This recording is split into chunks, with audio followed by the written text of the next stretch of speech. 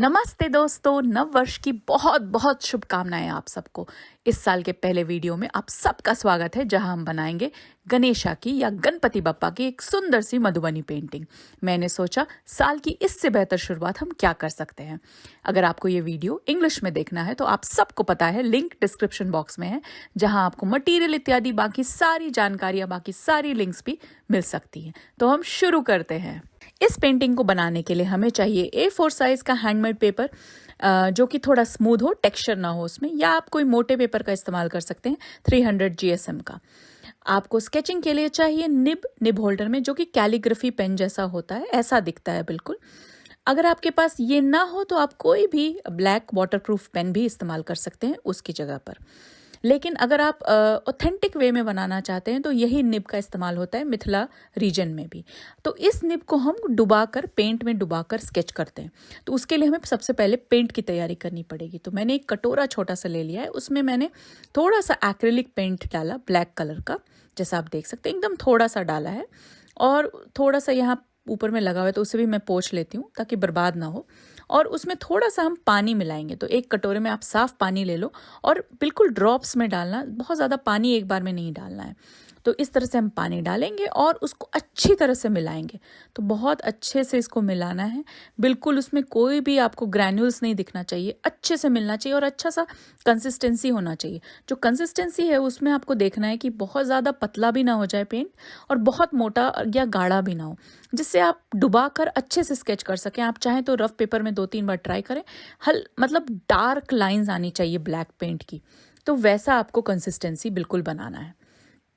तो ये मेरा लगभग पेंट ऐसा दिखना चाहिए, जो कि कंसिस्टेंसी अच्छी और बिल्कुल अच्छे से मिल गया हो। तो ये हो गया हमारा एक्रिलिक पेंट तैयार। और इसी में हम क्या करेंगे, ये निब को डुबाकर स्केच करेंगे। तो ये जो निब है बिल्कुल डुबाकर हमें स्केच करना है। तो वो मैं आपको अभी दिखाऊंगी पेपर पे। तो इस तरह से मैंने पेपर ले लिया। अब निब में थोड़ा डुबाकर इसको थोड़ा सा शेक कर लेते हैं ताकि इसका एक्स्ट्रा पेंट निकल जाए। बहुत ज़्यादा पेंट एक बार में रहेगा तो थोड़ा मेसी हो जाएगा, अच्छा नहीं दिखेगा लाइन। तो इस तरह से मैं उंगलियों से थोड़ा निशान बना लेती हूँ कि कहाँ पे मुझे लाइन खींचनी है। तो ये मैं इसलिए कर रही हूँ क्योंकि ये फोक आर्ट है और यही सही तरीका है उसको करने का।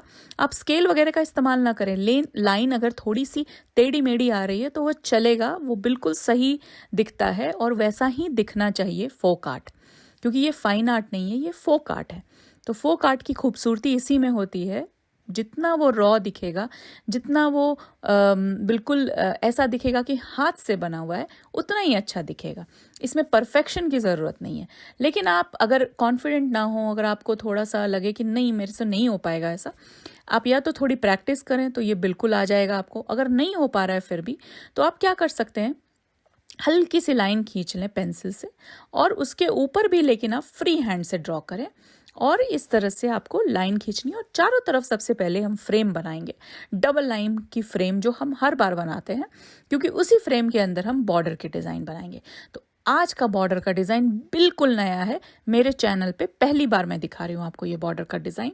लेकिन ये बहुत ही ट्रेडिशनल डिज़ाइन है और आसानी से बन सकता है, लेकिन बहुत सुंदर लगता है जब ये बनकर तैयार हो जाता है। तो आप इसको अभी देखेंगे। सबसे पहले मैं चारों तरफ आपको दिखाती हूँ, ऐसे फ्रेम बनाना है आपको। तो इस तरह से आपको डबल लाइन की फ्रेम तैयार करनी है। तो हम इधर से ऐसे लाइंस बना लें। तो ये आपको आगे लाइन खींचनी है थोड़ी।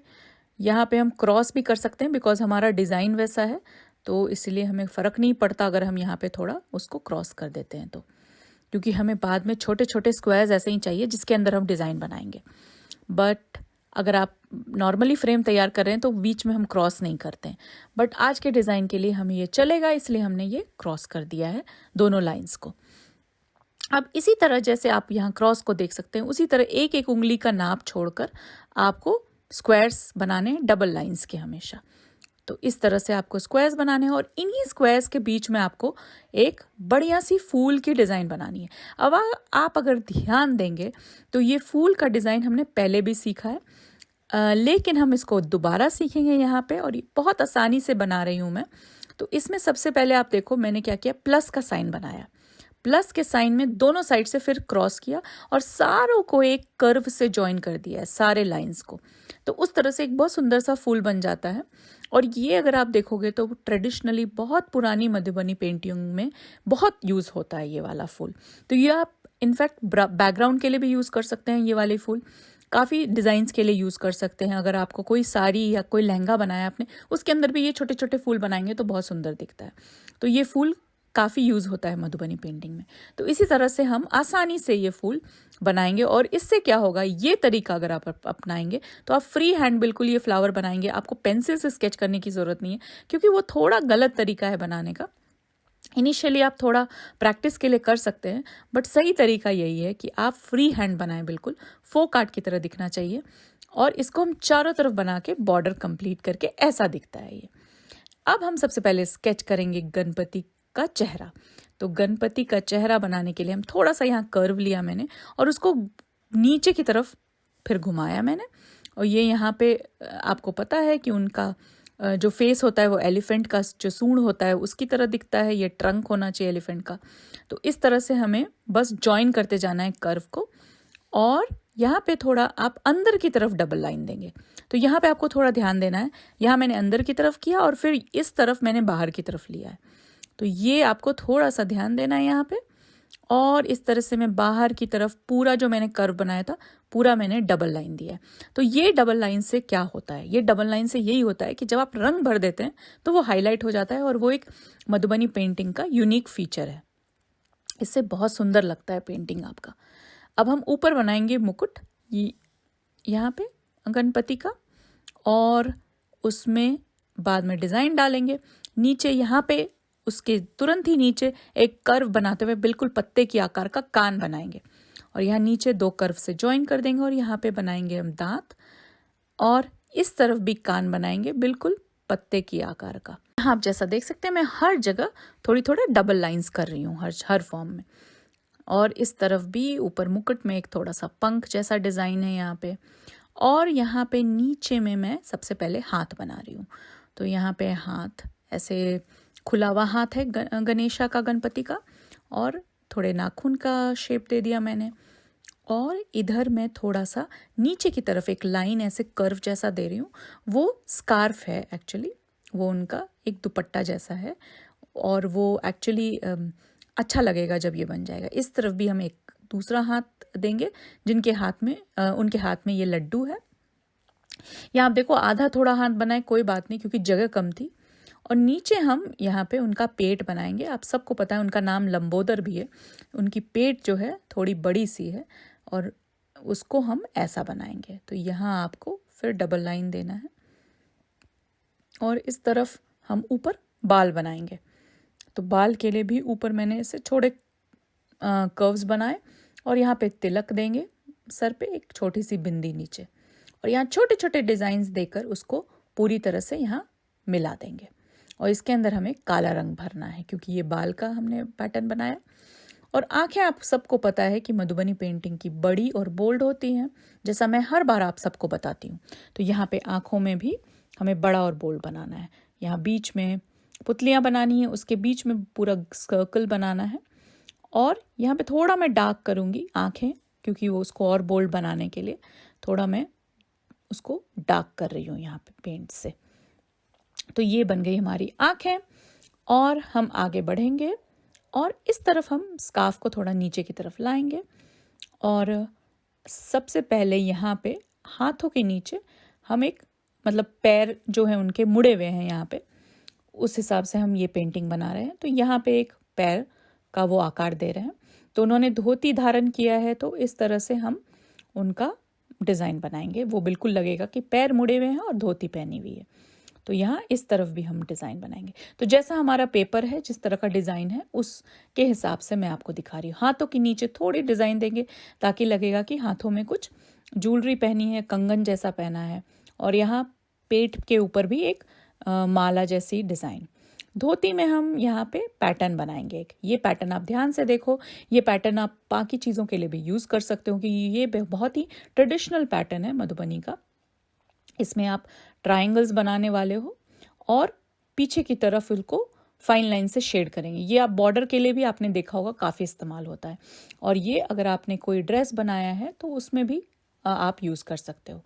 तो ये बहुत इम्पॉर्टेंट पैटर्न है मधुबनी पेंटिंग का। तो इस तरह से हम उसको पूरी तरह से भर देंगे जो धोती हमने बनाई है उसमें।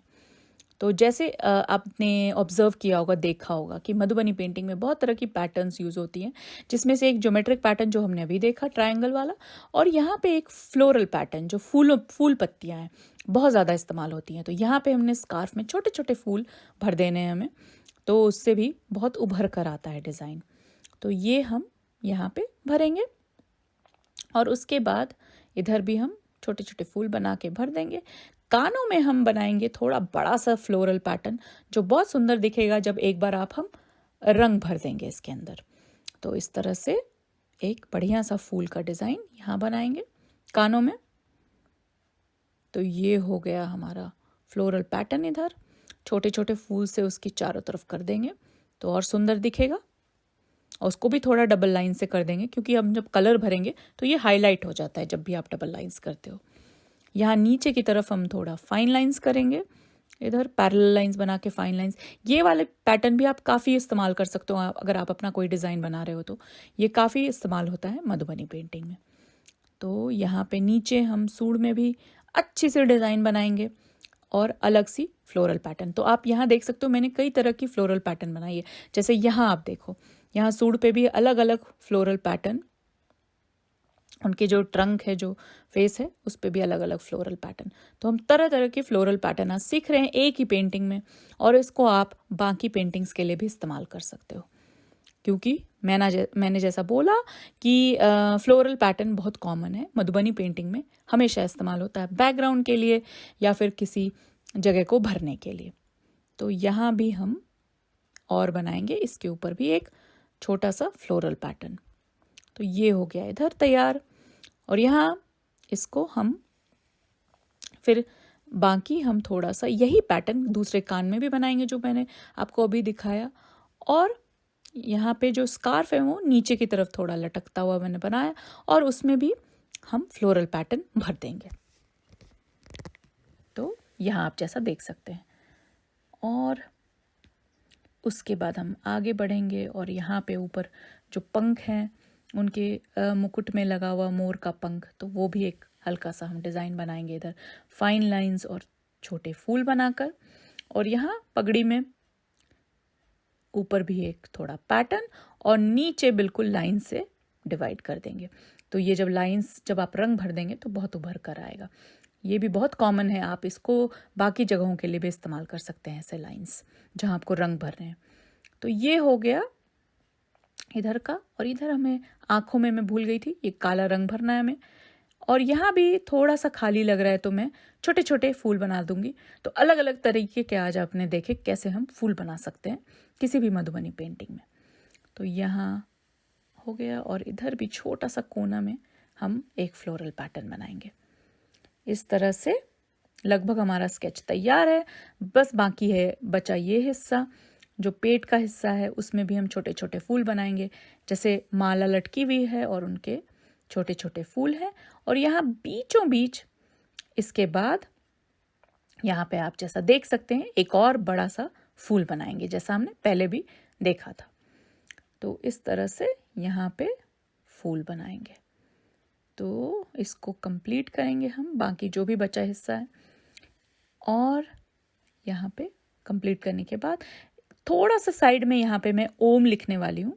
तो ये मुझे लगा कि थोड़ा अच्छा दिखेगा जब बैकग्राउंड में, क्योंकि आज हम बैकग्राउंड में पैटर्न नहीं भरेंगे, सिर्फ बढ़िया सा रंग भरेंगे।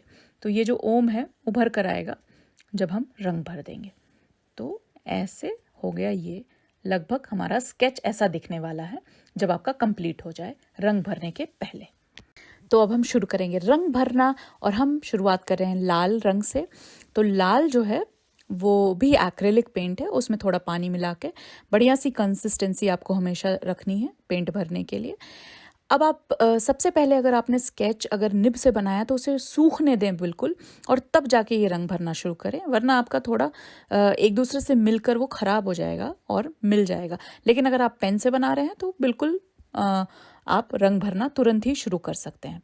तो इस तरह से सबसे पहले मैं बढ़िया सी ब्राइट रेड जो लाल रंग है यहाँ पे भर रही हूँ। आपको ध्यान रखना है कि आपको जो है छोटे छोटे कॉर्नर्स में ध्यान रखना है आप जब रंग भर रहे हैं। जैसे यहाँ पे आपको देख रही हूँ, तो यहाँ भी आपको लाल रंग भरना है, क्योंकि लाल जो है वो हमारा पूरा बैकग्राउंड है। तो इस तरह से आपको थोड़ा ध्यान रखना है।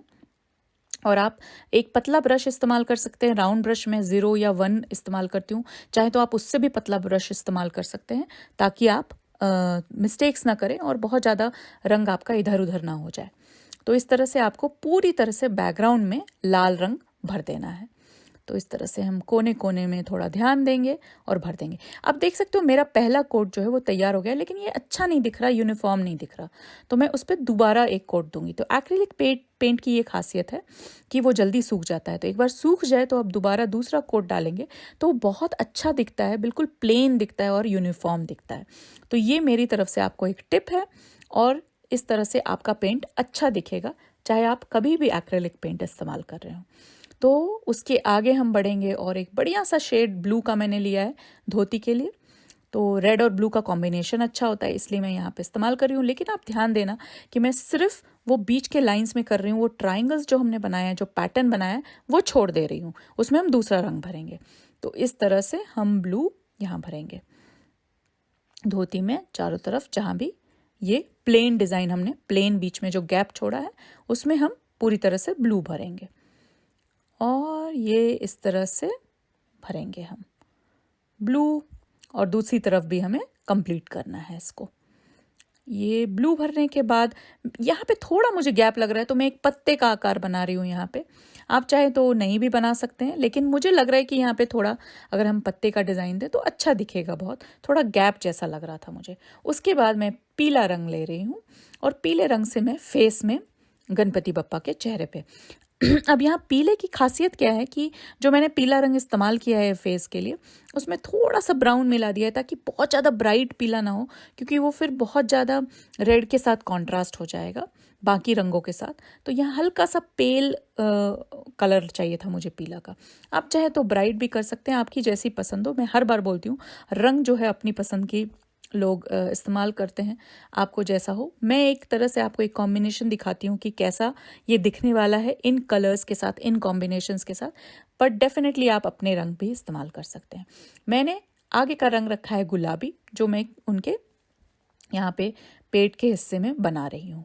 तो इस तरह से हम गुलाबी भर रहे हैं, और गुलाबी हम काफ़ी हद तक जितने भी फ्लोरल पैटर्न्स है उसमें और यहाँ माथे की तिलक में इस्तेमाल करेंगे। तो ये हो गए हमारे गुलाबी यहाँ फ्लोरल में, कि गुलाबी जो है ब्लू के साथ भी अच्छा दिखता है और येलो के साथ भी अच्छा दिखता है।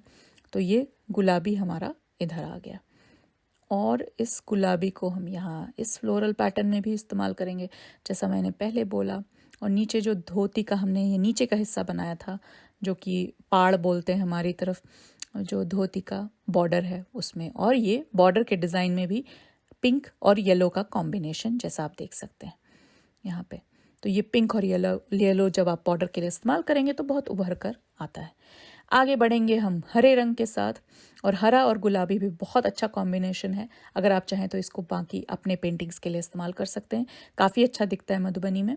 और इसको हम इस्तेमाल करेंगे यहाँ फ्लोरल पैटर्न में, प्लस ये स्कार्फ जो हमने बनाया है उसमें, और यहाँ जो हमने नीचे भी स्कार्फ बनाए उसमें भी हम भरेंगे, और ये जो ट्रायंगल्स बनाए हैं उसके अंदर भी हम हरे रंग से भर देंगे। तो इस तरह से हम यहाँ पगड़ी में भी हरा रंग इस्तेमाल करेंगे। तो ये हो गया हमारा हरा। जो हरा है वो गुलाबी के साथ भी अच्छा दिखता है, पीला के साथ भी अच्छा दिखता है, और ब्लू के साथ भी अच्छा दिखता है। तो ये एक बैलेंस क्रिएट करेगा हमारे पूरे पेंटिंग में। तो कलर कॉम्बिनेशन आप पहले से प्लान करना चाहिए, आपको पहले से सोच के रखना चाहिए। ये मेरी तरफ से एक और टिप। और हमेशा आप जब भी कोई पेंटिंग बनाएं तो थोड़ा सोच लें, या तो आप एक रफ पेज पे ट्राई करके देख लें कि ये कलर एक दूसरे के साथ अच्छा दिखता है या नहीं। और आप जैसे जैसे बनाते जाएंगे पेंटिंग, आपको एक्सपीरियंस आता जाएगा, तो आपको खुद पता होगा कि कौन सा कलर किस कलर के साथ अच्छा दिखता है। तो ये हो गए हमारा। इधर कानों में भी हम पीला रंग डालेंगे, और यहाँ पगड़ी में फिर जैसा मैंने पहले आपको बताया कि ब्लू के साथ कंबाइन करेंगे हरे को, और ये सुंदर दिखेगा। तो लगभग हमारा पेंटिंग तैयार हो चुका है, बस थोड़े बहुत रंग बाकी हैं जो भर कर मैं आपको बाद में आप पेंटिंग डाल दूंगी, तो आके आप देख सकते हैं, उसको रेफ़र कर सकते हैं। और चाहे तो मुझे इंस्टाग्राम पे दत्ता अनुश्री पे फॉलो कर सकते हैं और वहाँ पे मेरे से बातचीत कर सकते हैं, जुड़ सकते हैं। अगर आपके कोई सवाल हैं तो वो भी पूछ सकते हैं। इस तरह से हम एक दूसरे के साथ कनेक्ट कर सकते हैं। तो लगभग हमारा पेंटिंग तैयार है। कमेंट सेक्शन में ज़रूर बताइएगा कि आपको कैसा लगा ये पेंटिंग, और लाइक कीजिए इस वीडियो को अगर आपको ये पसंद आया तो। आप सबको फिर से मेरी तरफ से नववर्ष की बहुत बहुत शुभकामनाएं। Stay happy and healthy. और हम हर सप्ताह मिलेंगे एक नई पेंटिंग के साथ, नए जोश के साथ, और हम बनाएंगे बहुत सारी सुंदर सुंदर पेंटिंग्स इस साल। और आप कमेंट सेक्शन में मुझे ये भी बता सकते हैं कि आपको कौन सी पेंटिंग बनानी है या आपका कोई रिक्वेस्ट हो। या लड्डू में हम छोटा सा पैटर्न मैंने पेन से बनाया है, सर्कल्स जैसा आप देख सकते हैं। तो ये हो गया हमें पेंटिंग तैयार, और ऐसा दिखने वाला है हमारा पेंटिंग। लाइक, शेयर और सब्सक्राइब करना मत भूलना, और बेल आइकन दबाना ताकि आपको सारे नोटिफिकेशन मिल सके। आज के लिए इतना ही, फिर मिलेंगे जल्द ही।